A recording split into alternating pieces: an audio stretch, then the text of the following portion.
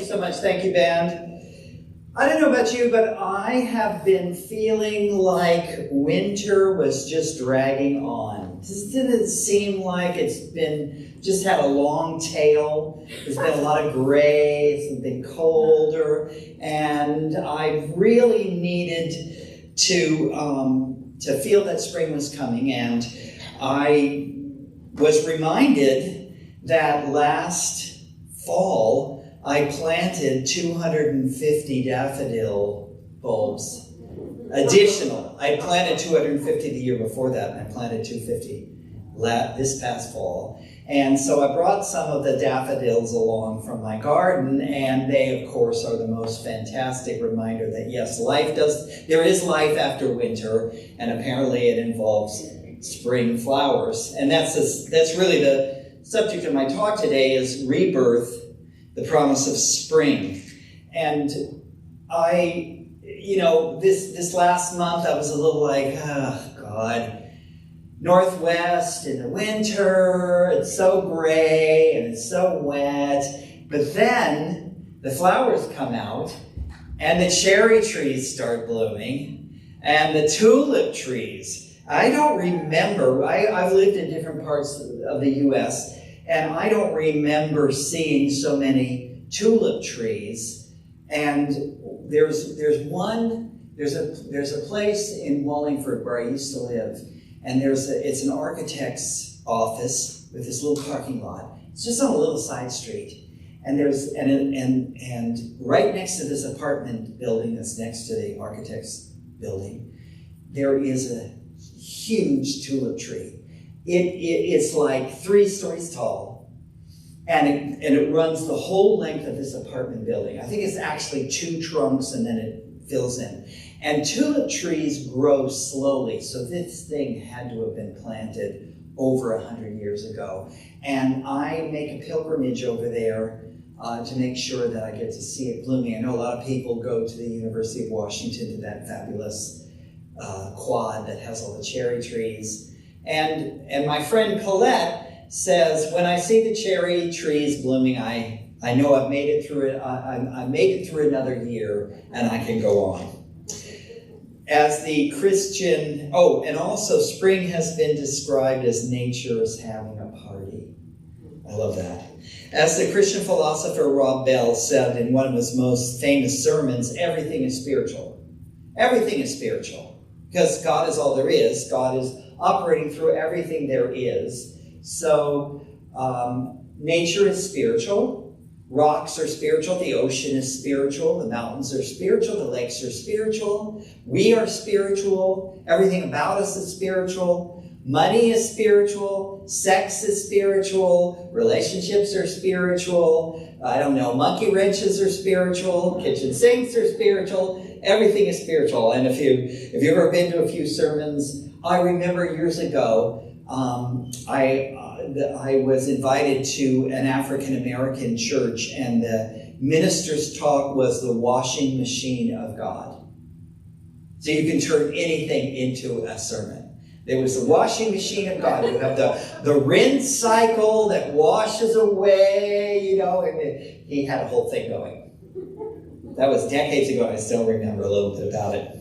The exuberant expression of nature in the spring is spiritual, because it shows us that Spirit has promised us that we would have life, and that life would be abundant. And this is abundance. The cherry blossoms are abundance. The tulip trees are abundance. For some people, the pollen is abundant. Sorry if you'll have abundant allergies. By abundant, I don't just mean having a lot of money, because some people have a lot of money and they do not live an abundant life. I remember a practitioner session where a woman came in and sat down and said, after we prayed in, it was like, okay, what's at issue? What's going on? She said, I only make $2 million a year and I just can't make it on $2 million a year. And I thought, it really does take all kinds. One of the things people who become rich discover is that wealth carries with it responsibilities that can become very bothersome. We know that people who do not have a consciousness to handle large amounts of money, like lottery winners. When they win the lottery, within a year, it's gone and they are deeper in debt. It's a consciousness. A lot of people think, if I just have more money, all my problems will be solved. And there is a very horrible shock waiting for those people who think that.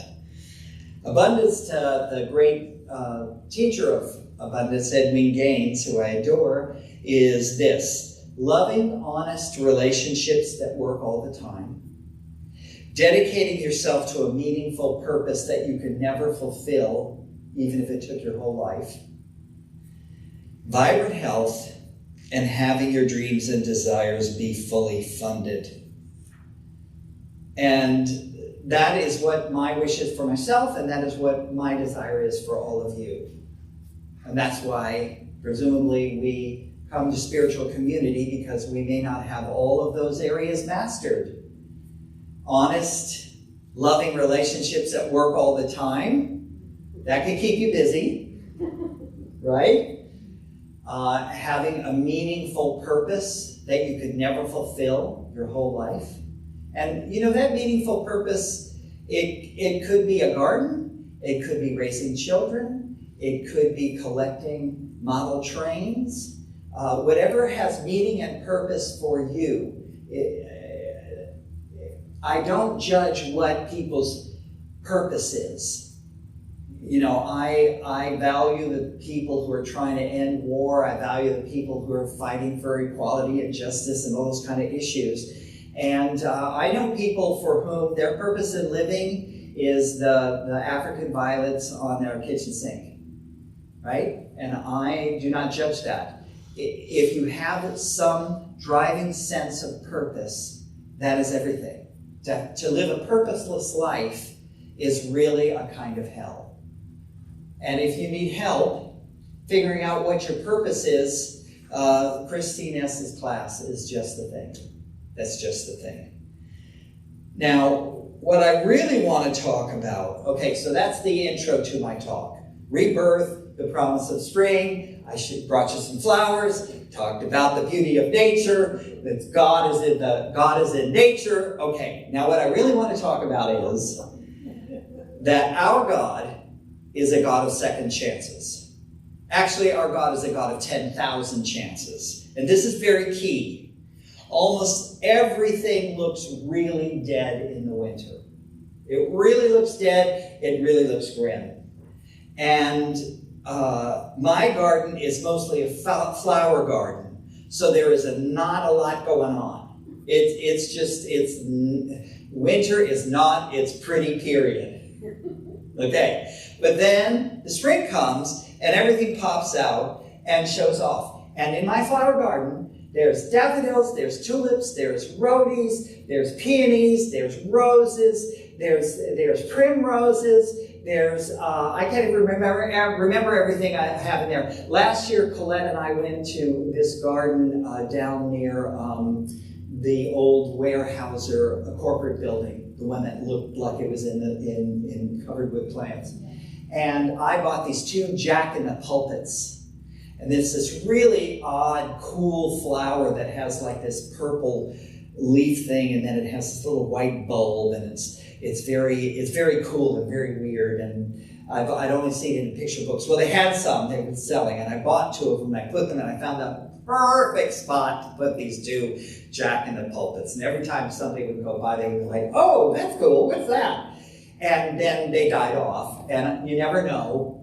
You never know if it's happy, if it's going to come back, if it's going to make it, well, they're coming back.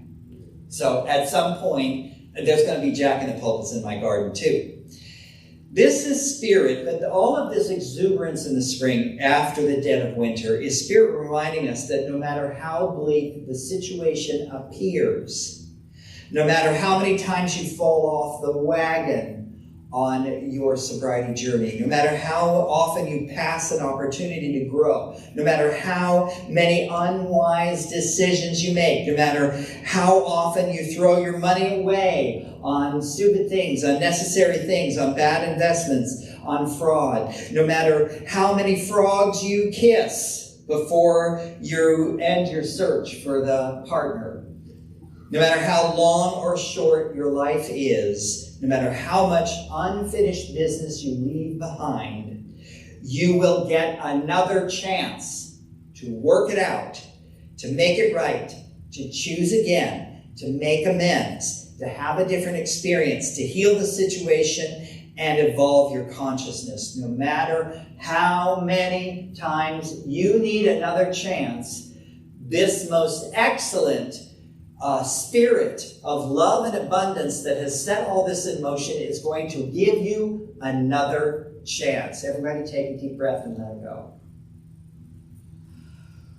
Spring is an outer manifestation of that truth and reminds us that life goes on, specifically your life goes on. There will always be a life to come, and it is in this material life, it is very easy to forget that you are eternal. We look at that day of death as the end. It's not the end. It's not the end. You will have more life. After the winter of this physical death, you will have a spring. You will have another spring on another plane of existence. I want to talk about a movie. I'm pretty sure most of you did not see this movie. It came out, and I should have looked it up like a good responsible minister, so I have the right the date. But it was like 2008 or 2014 or somewhere in there. And it was made in France, and it was called A Very Long Engagement. And the story goes, this young woman, young man, fall in love, and they get engaged. And shortly after they're engaged, World War I breaks out, and the fiance is drafted into the army and is involved in the Battle of the Somme. It's a famous World War I battlefield in France. And there's a long scene, extended scene of the battle. And the landscape is absolute hell on earth. It's all mud. It's all busted, burnt, broken trees. Nothing living. It's barbed wire. It's dead bodies. It's broken cannons. It's abandoned guns. It's, stray animal. It's dead horses. It's the trenches. It's filthy. It's bleak. It's the bleakest, most horrendous landscape you could possibly imagine. And later in the film, several years go by, the fiancé is wounded, but it's reported to the young lady that he died in this battle.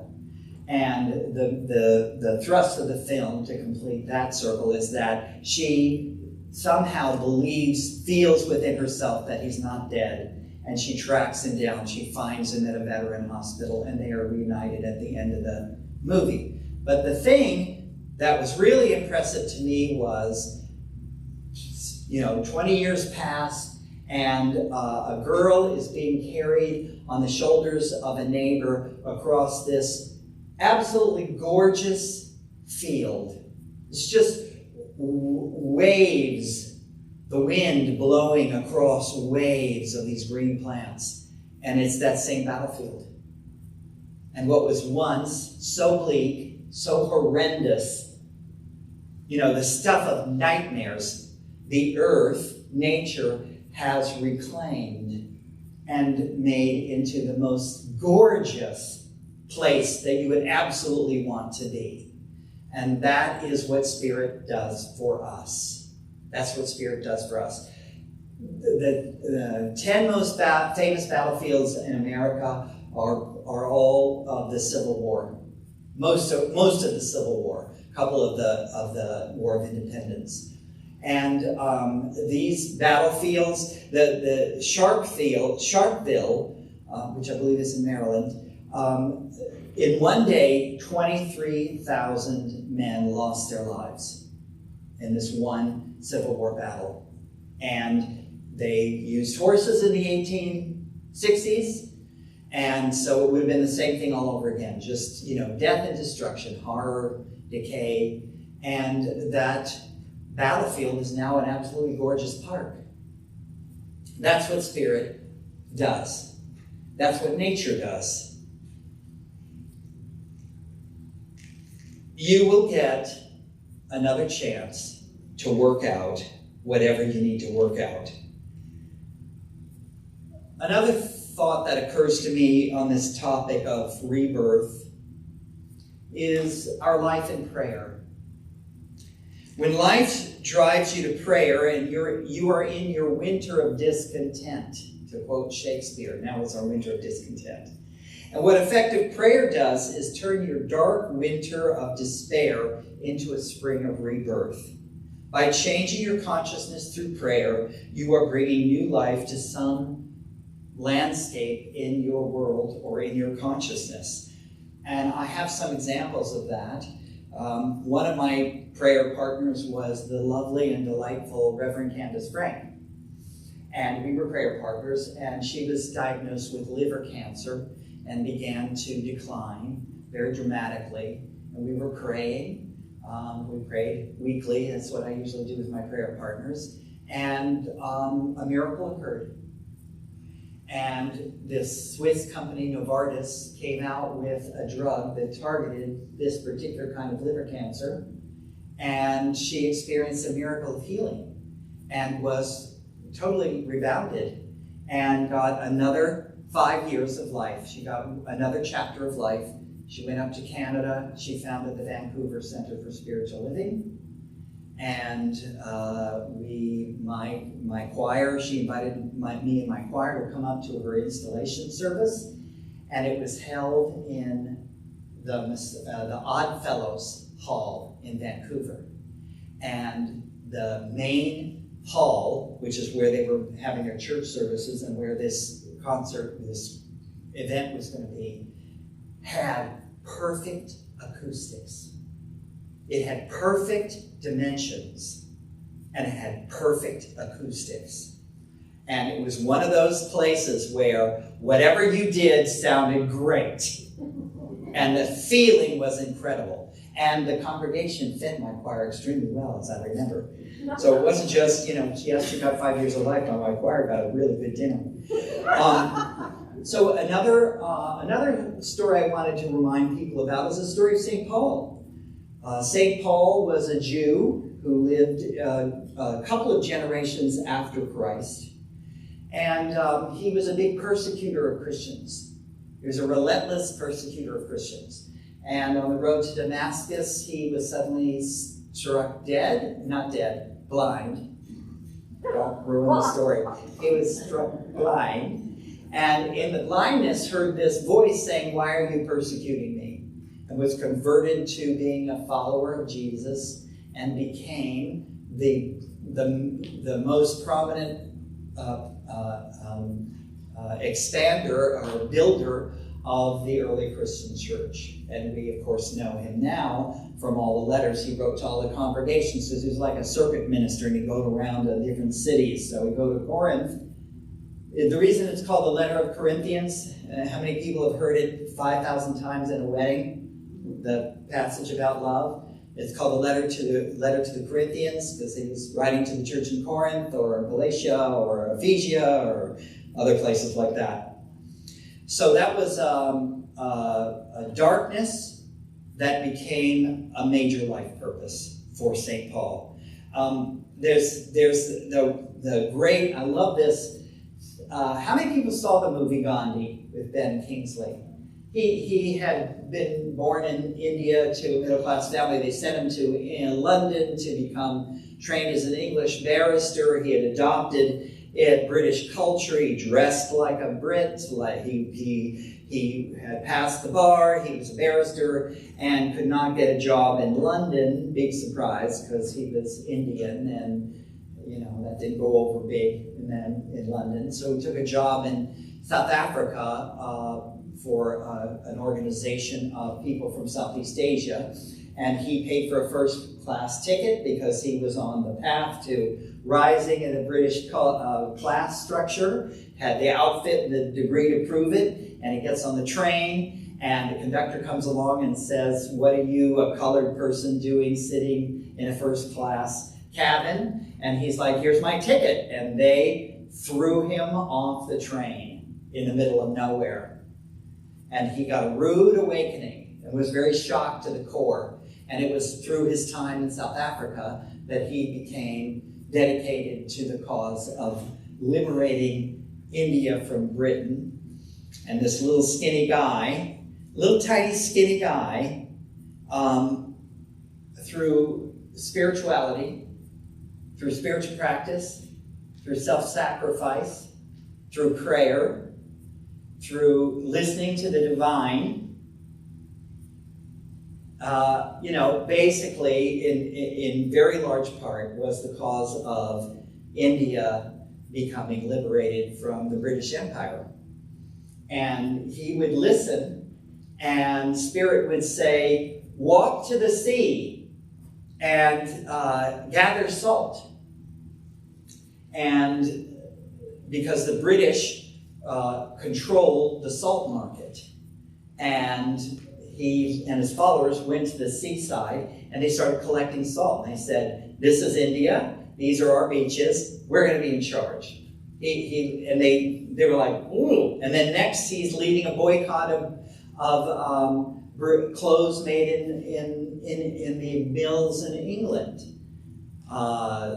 The silk would be made in India, and then they'd take it to England, and then they'd make it into cloth, and then they'd sell it back to the Indians at exorbitant amounts of money. And he was like, just, wear homespun cotton. That's why there's a famous image of him sitting at a spinning wheel. He's spinning local cotton. And he was always 10 steps ahead of the British in a really stunning way. And it was because he was listening. He was listening for divine guidance. He was listening and being guided to do the totally unexpected thing that totally worked. The third and final example, or fourth example I want to give of somebody going from a winter of discontent, from a low spot to a spring rebirth, is about C.J. Walker. Some of you may have seen this TV series that came out recently starring Olivia Spencer. It's based on her life. And here's some details about her. C.J. Walker was born a black girl in Delta, Louisiana in 1867, barely after the Emancipation Proclamation. She was orphaned at age 7. She only received 3 months of education, learning to read in Sunday school. That's all the education she got. She was married at 14 and divorced at 20, a single mother with 2 daughters. She made $1 a day as a laundress. And although she dreamed of paying for her daughter's education, she was very passionate about education, $1 a day, they were barely eating. She also suffered severe dandruff and baldness and other skin ailments, most likely due to poor diet and infrequent bathing, which was common in the 1880s because few black people had indoor plumbing or outdoor plumbing. Desperate to find a way to pay for her daughter's education, she developed hair care products for black women and eventually became the first documented female self-made millionaire in America in the 1890s and at the turn of this century. This is so out of the box. It's just utterly incredible that she was able to do this. And she oversaw a business empire that employed several thousand black women as sales agents. And as she became prominent, built a huge mansion in New York State.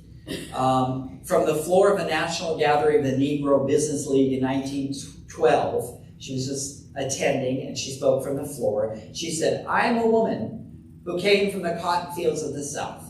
From there, I was promoted to the wash tub. From there, I was promoted to the kitchen. And from there, I promoted myself in the business of manufacturing hair goods and preparations. I have built my own factory on my own ground. I may have something of value to share with you. And the next year, she was the keynote speaker at that same convention, national convention. She went on to do many great things as a philanthropist, lecturer, and organizer for Black civil rights and the education of Black girls. And her two daughters were very well educated. Now, what do these stories of these people have to do with you? They experienced a great rebirth. Things didn't look good. Things didn't look good for them at a particular moment or season of their life. So the dream that C.J. Walker had seemed utterly impossible.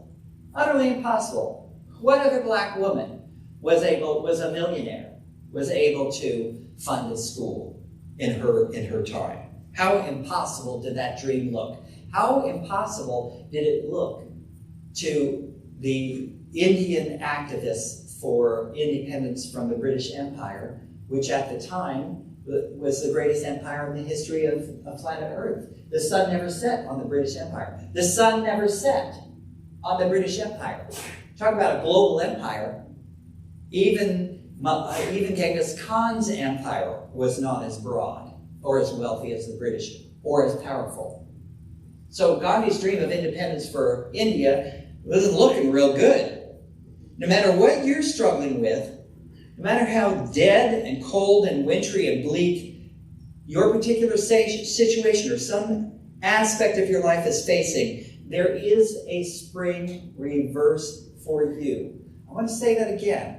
No matter what is going on in your life, whatever, big, small, you got a hangnail. I just remember this story. Okay, this is a little tiny thing. It doesn't have to be a big thing. But when Colette first met me, we were in a staff meeting at Center for Spiritual Living. And in this meeting, people went around the room and talked about what was going on with them, which usually meant, I got this problem, I got that problem, I got this problem, I got that problem. And it came to me, and I said, the only problem I have is that my right foot dries out.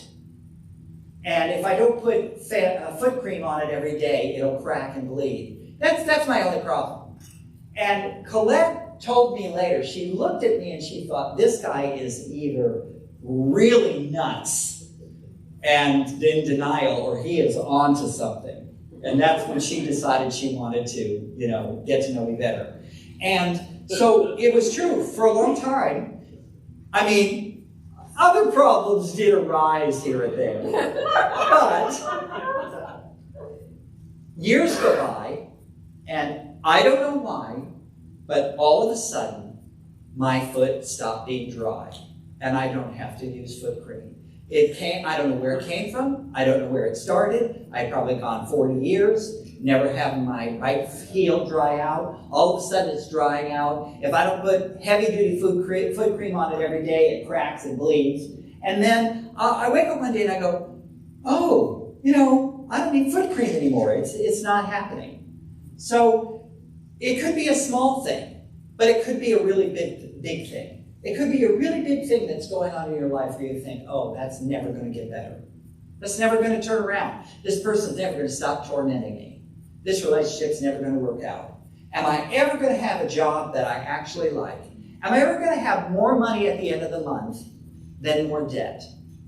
I don't know what it is for you. I don't know what is the mountain that is in front of you. I don't know if it's you get discouraged easily. I don't know if it's you feel a profound loneliness and emptiness. There's so many things, have you noticed, that we human beings are vulnerable to. And whatever it is, big, small, you got a dry foot, you got an empty heart. The Spirit has a spring renewal waiting for you. It will change. Nothing stays the same. Nothing is etched in stone in consciousness or even in materiality. What do they say? The poles The icy poles at the top and the bottom of the planet used to be tropical rainforests. Things change here. Have you noticed? Things will be different. It will change. And we use spiritual practices, as taught in Christine S.'s excellent class. We use spiritual prayer partners. We use the teachings of the truths that are taught in all religions throughout all generations. We use spiritual community that we can keep it together while we are waiting in our winter of discontent for the spring to arrive. And that is the promise of spring. And I think that's all I have to say about that. So let's pray. And the band can come on. So taking a lovely deep breath together, let us bless this cornucopia of exuberance that arises in the spring. Let us bless and awaken to the beauty of the earth. Let us bless the rich waters that run off from the melting of the snows. Let us bless the beautiful flowers. Let us bless rhododendrons. Let us bless how ubiquitous they are here in the Northwest. Let us bless that spirit, that loving and benevolent presence that lives within us, that is there even when we don't feel it, don't see it, don't know it, don't believe in it. The Spirit is still there. The Spirit is working for atheists and agnostics just as much as it is working for believers. It is working for each of us. And so let us receive that gift. Let us seek the presence. Let us seek the kingdom of the all-good. Let us seek the queendom of the loving, peaceful reality that is right here, right now, ready for us. Let us take courage in the face of the problems that seem to take so long to heal.